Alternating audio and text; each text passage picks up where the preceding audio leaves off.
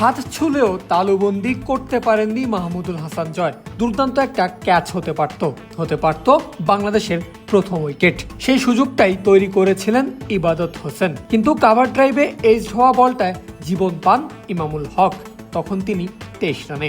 এই ব্যাটার দ্বিতীয়বার জীবন পান রিভিউ নিয়ে, এবার নাহিদ রানার বলে। প্যাডে লাগতেই জোরালো আবেদন আম্পায়ারও দিয়েছেন সাড়া, কিন্তু ইমাম নিয়েছেন রিভিউ, আর রিভিউতে দেখা গেল বল স্টাম্প ঘেঁষে বেরিয়ে গেছে। ফলে বদলাতে হয় আম্পায়ারের সিদ্ধান্ত। এই দুই ফাঁড়া বাদ দিলে আত্মবিশ্বাসী শুরুই হয়েছে পাকিস্তানের। 10 ওভারে 50 রানে কোনো উইকেট না হারিয়ে চা বিরতিতে গেছে তারা। লাঞ্চে যাওয়ার সময় শঙ্কা ছিল 7 উইকেট হারানোর পর সঙ্গীর অভাবে জন্মদিনে সেঞ্চুরিটা পাবেন কিনা মুশফিকুর রহিম, কিন্তু লাঞ্চ থেকে ফেরার পর হয়েছে হিতে বিপরীত। উল্টো প্রথম ওভারেই মুশফিকের স্টাম্প ভেঙেছেন শাহিন আফ্রিদি। সমাপ্তি ঘটেছে তার 71 রানের ইনিংসের। এর পরের ওভারেই বিদায় ঘণ্টা বেজেছে ইবাদত হোসেনেরও। 385 রানে 9 উইকেট হারিয়েছে বাংলাদেশ। ততক্ষণে ফাইফার তুলে নিয়েছেন পুরো ইনিংস জুড়ে দুর্দান্ত বোলিং করা মোহাম্মদ আব্বাস। তবে শেষ উইকেটে দারুণ কিছুই দেখা গেল মিরপুরে। 4 ছক্কায় তাসকিন খেললেন টি-20, তাকে যোগ্য সঙ্গ দিয়েছেন নাহিদ রানা। শেষ উইকেটে দুজনের 29 রানের জুটিতে ভর করে বাংলাদেশ 400 পার করে। 3-4 এক ছক্কায় 19 বলে 28 রান করে তাসকিন আউট হলেও 23 বলে 4 রানে আনবিটেন ছিলেন নাহিদ রানা। সব মিলিয়ে প্রথম ইনিংসে বাংলাদেশের সংগ্রহ 413 রান।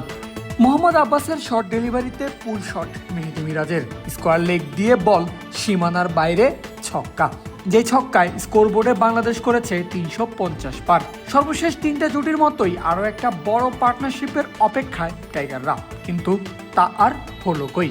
ছক্কার পরের বলেই অক্কা হলেন মেহেদী মিরাজ।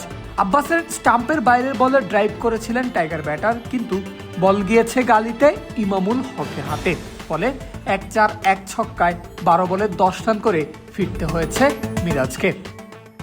354 রানে 6 নম্বর উইকেট হারালো বাংলাদেশ।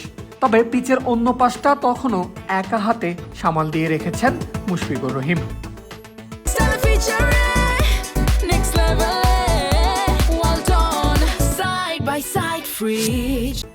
জন্মদিনের শুরুটা এর চেয়ে ভালো আর কিভাবে হতে পারে।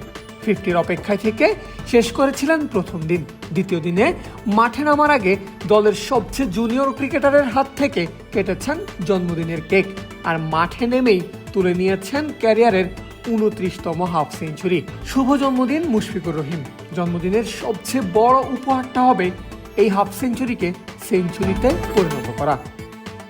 জন্মদিনে তিনি গড়েছেন নতুন একটা রেকর্ডও। আজকের 50-র মধ্য দিয়ে আন্তর্জাতিক টেস্টে মুশফিক খেলছেন নিজের 42তম 50 ঊর্ধ্ব ইনিংস, যা কিনা বাংলাদেশের কোনো ব্যাটারের জন্য সর্বোচ্চ।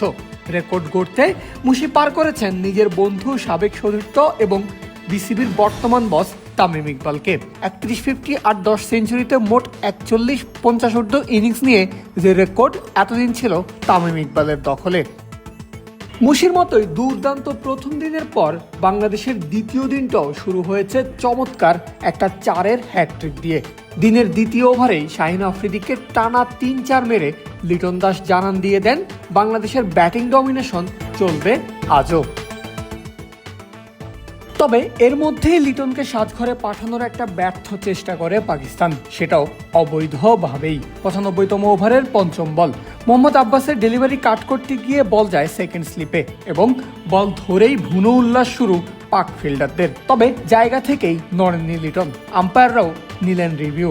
দেখা গেল মাটিতে ড্রপ করা বল ক্যাচ ধরে আউটের উল্লাস করেছেন আজান আওয়াইজ, কিন্তু শেষমেশ আব্বাসের কাছেই ধরা দিয়েছেন লিটন। তার করা পরের ওভারে মিডনে ক্যাচ দিয়ে ফিরেছেন সাজঘরে। ভেঙেছে লিটন মুশির 62 রানের জুটি। লিটন নিজে করেছেন 33 আর 338 রানে বাংলাদেশ হারিয়েছে 5ম উইকেট।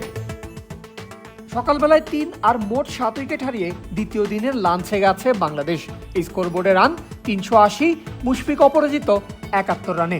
বর্তমানে তার সঙ্গী ইবাদত হোসেন।